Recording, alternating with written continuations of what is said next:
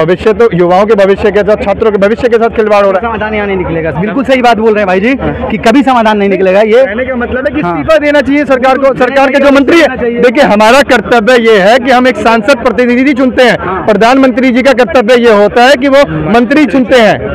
मंत्री चुनने का अधिकार तो मंत्री परिषद के बैठे सदस्यों का होता है। तो मंत्री जी को इस्तीफा देना चाहिए शिक्षा में, अपनी चीजों को एक्सेप्ट करते हुए कि अगर लीक हुआ है एग्जाम तो एक्सेप्ट करके अपना इस्तीफा दे के चलते बनना चाहिए। कुछ फोटो और कुछ रिलेशन, जैसे कि प्रीतम जी का रिलेटिव जो माने जा रहे हैं तेजस्वी यादव का, अभी चर्चा से ज्यादा चल रहा है, होटल बुक किए थे। देखिए राजनीति, देखिए जब कहते हैं ना कि जब चोरी हो जाती है तो चोरी कर, जैसे आपने चोरी किया अपने घर से तो आप एक्सेप्ट करेंगे कि आपने चोरी किया है? कभी नहीं। तो सरकार किसकी है? मोदी जी की। शिक्षा मंत्री किसका है? मोदी जी का। एनटीए का टेंडर किसने दिया? एनटीए का टेंडर किसने दिया? अरे किसने दिया? बोलिए ना। तो मोदी जी ने दिया। तो कहीं ना कहीं सवालिया निशान सरकार पे है, प्रश्न चिन्ह सरकार पे लगता है। तो सरकार को चीजों को एक्सेप्ट करते हुए निर्णय लेना चाहिए कि शिक्षा मंत्री जी की गलती है या किसकी गलती है।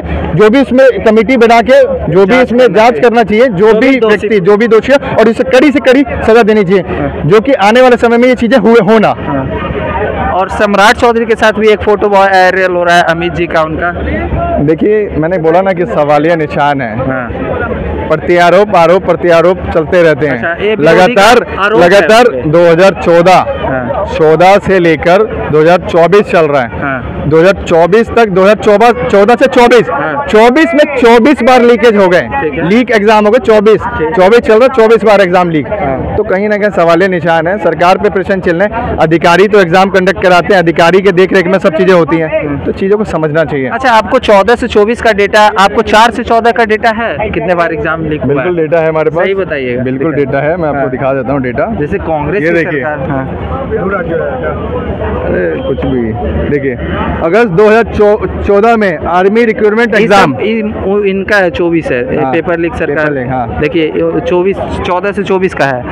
4 से 14 का आप कभी रिसर्च किया? आप सोचे 4 से 14 भी हुआ होगा। देखिए सिटिंग जो सरकार है, हम तो प्रश्न चिन्ह सिटिंग सरकार पर लगाएंगे ना। जो कार्यकाल चला गया, अभी जिसकी सरकार है हम तो उससे प्रश्न करेंगे। उस सरकार में भी तो हुई थी ना, हुई होगी ना। अरे मेरे भाई, लगातार 10 वर्ष, ठीक है, 10 वर्ष में 24 एग्जाम लीक होना बहुत बड़ी बात होती है। और नीट एग्जाम देश का सबसे प्रतिष्ठित एग्जाम होता है, जिसमें बहुत सारे युवा होते हैं जो एक आशा में होते हैं कि डॉक्टर बनने का सपना होता है छात्रों के। 2-2, 3-3 साल घर से अलग होकर पढ़ाई करते हैं। कुछ लोग डेथ भी कर ले, आत्महत्या भी कर लेते हैं, रिजल्ट नहीं आता तो कहीं ना कहीं चीज़ों को, सरकार को इन चीज़ों पे सोचना चाहिए। एक कमेटी गठन होनी चाहिए इस पे कि कौन इसमें इन्वॉल्व है। सरकार किसी की भी हो, यहाँ पे कार्रवाई होनी चाहिए। कार्रवाई बिल्कुल होनी चाहिए। कार्रवाई होती कहाँ है? अच्छा, किसी की भी सरकार होगी तो कार्रवाई नहीं होगी।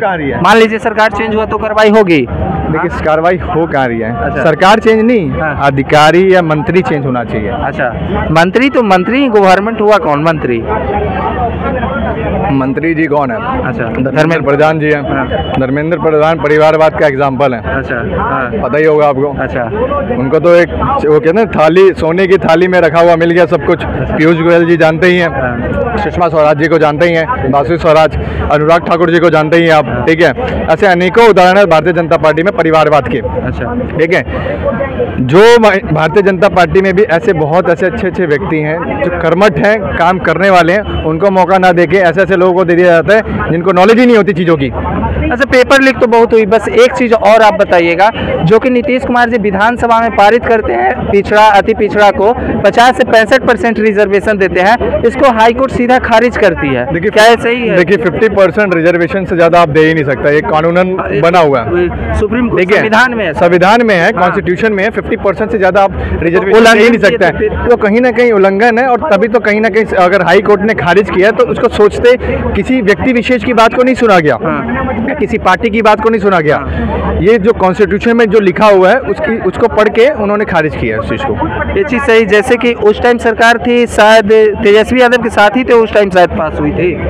जो ये रिजर्वेशन की बात कर रहे हैं, तो खारिज जब खारिज हो गया, तो खारिज जब हो गया तो कहीं ना कहीं कॉन्स्टिट्यूशन में वो चीज़ है ही नहीं, तो है ही नहीं, तो कहाँ से उसे पारित किया जाएगा? विरोध में जाने, सुप्रीम कोर्ट जाने के लिए सम्राट चौधरी कह रहे हैं। अरे तो सुप्रीम कोर्ट चले जाए, चाहे उससे बड़का कोर्ट होगा, सुप्रीम कोर्ट से तो बड़का कोर्ट है ही नहीं। हाई कोर्ट में जब खारिज हो चुका, सुप्रीम कोर्ट में जाने के बाद कोई, जब हाई कोर्ट खारिज करता तो सुप्रीम कोर्ट क्या पास कर देगा?